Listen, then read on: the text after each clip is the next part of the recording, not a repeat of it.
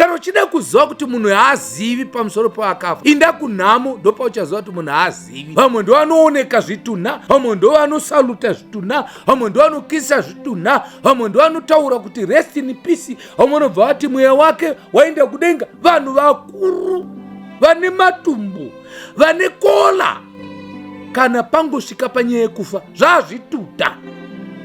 Paul says, kana munhu achifa ari kuvata akamirira kudzoka kwaJesu kwechipiri, anobva atoti kana imi muchitenda kuti Jesu akafa akamuka, munofanirwa kutenda kafuti kuti vari kufa vachamuka.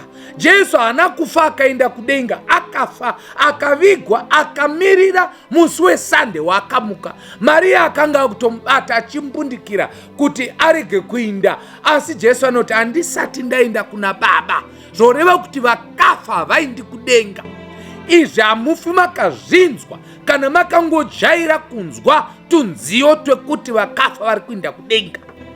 Hamufi makazvinzwa.